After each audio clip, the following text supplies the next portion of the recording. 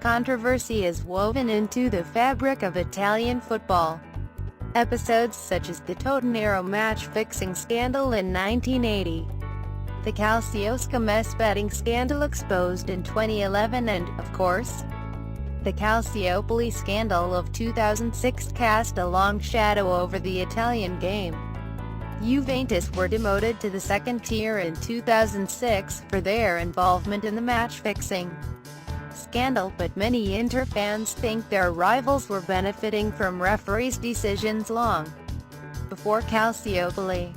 On the 26th of April, 1998, Inter traveled to the Stadio dell'Alpi for a much-anticipated Scudetto showdown. Inter had not won the Serie A title in almost a decade, but, led by coach Luigi Simoni, they sat just 1 point behind Juventus with 4 games of the season remaining.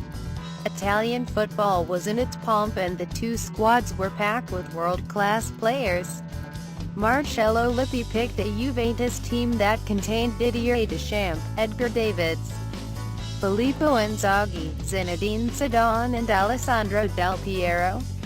Inter had Javier Zanetti, Diego Simeone, Aaron Winter, Yuri Dorkaeff and Ronaldo, the Ballon d'Or winner. Despite this wealth of talent on show, none of these stars would be the protagonist of this particular Derby d'Italia.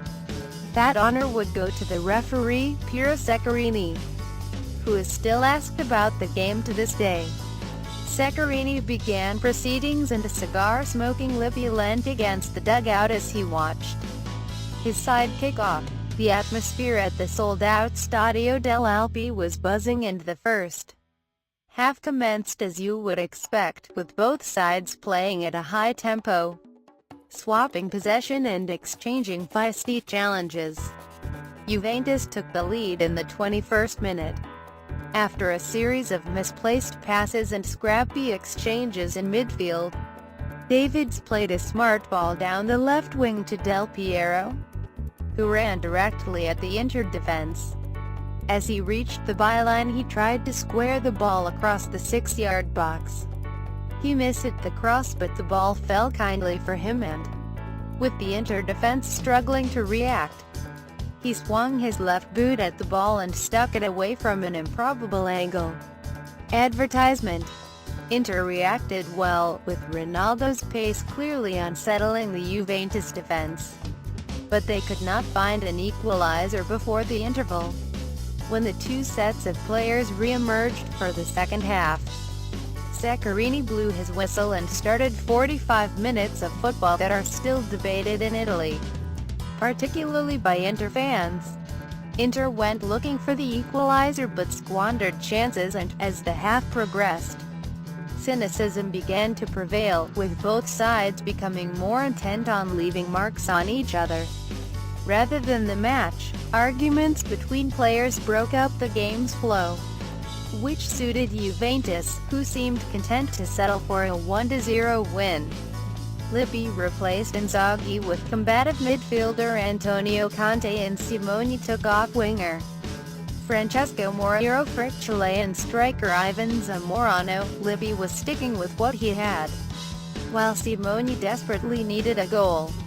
Then, in the 69th minute, 2 refereeing decisions pushed Juventus towards the title and left Inter furious. The game was proceeding scrappily when the ball fell between Simeone and Davids. In midfield, the ball was there to be won, but Simeone ignored it and swung his boot at Davids' legs, prompting an inevitable brawl. When things calmed down and Juventus took the resulting free kick, they surrendered possession cheaply, giving Inter the chance to counter. A long ball from the back was booted up to Ronaldo, who gave chase, battling for it with defender Moreno Turricelli. The ball bounced away from them both and into the path of Zamorano, who carried it into the penalty area before being tackled by Alessandro Brandelli. The ball rolled back into Ronaldo's path and he poked it past Juventus defender Mark Giuliano, who body-checked him and knocked him to the ground. The Inter players waited for a whistle but it never came. As they continued to protest, Davids, who was perhaps lucky to still be on the pitch, played a long pass forward to Zidane, who stroked the ball between two Inter defenders and into the path of Del Piero. As the forward controlled the ball, Taribo West pushed him in the back and Del Piero went down. This time, Zaccarini blew his whistle and awarded a penalty. The Inter players and staff were incandescent. They surrounded Zaccarini, berating and barging into him, enraged that he would deny them a penalty and then award one to Juventus. 15 seconds later, Gianluca Pagliuca came running out of his goal, leading the chase as the referee backpedaled from the crowd of angry Inter players. Simone joined the demonstration from the touchline and was sent off for calling the referee shameful. After the protest relented, Del Piero stepped up to take the kick. He blasted it down the middle and Pagliuca, who had dived to his right, beat it away with his trailing leg. Buoyed by the keeper's save, Inter went on the attack, but they could not beat Angelo Peruzzi, and when they did put the ball in the net, the goal was ruled out as Zamorano was adjudged to have fouled the Juve goalkeeper. When the final whistle was blown, Juventus celebrated and Inter fumed. The enraged Pagliuca nearly ended up in a fight with a Juventus fan. The Gazzetta dello Sport lead with the headline, "Planter URLA Vergogna, Inter cried disgrace."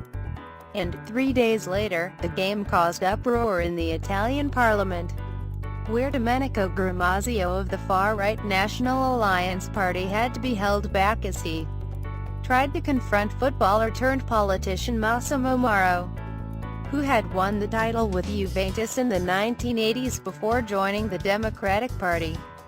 Gramazio reportedly shouted, "They are all thieves," during the televised debate, which did not impress the Deputy Prime Minister, Walter Veltroni, who remarked, "We are not at a stadium.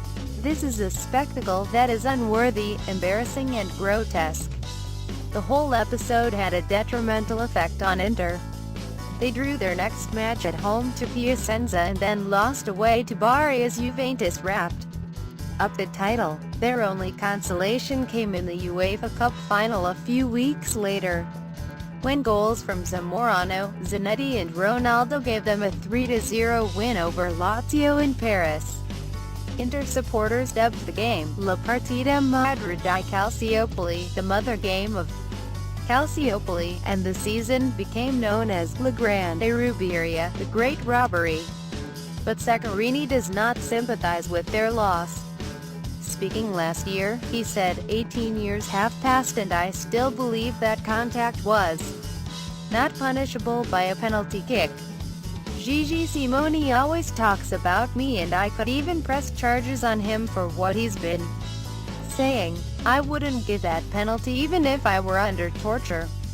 Unfortunately, there are some articles you can find on the internet suggesting I admitted the mistake. That's not true.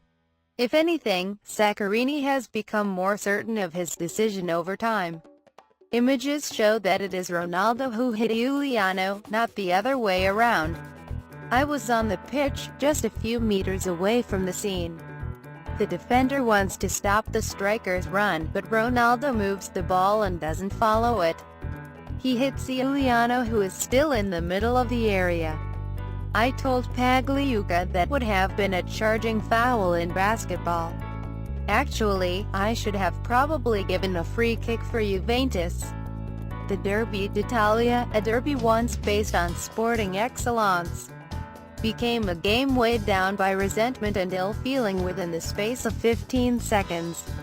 But the controversies, accusations and lingering bitterness between Juventus and Inter only add to the spectacle.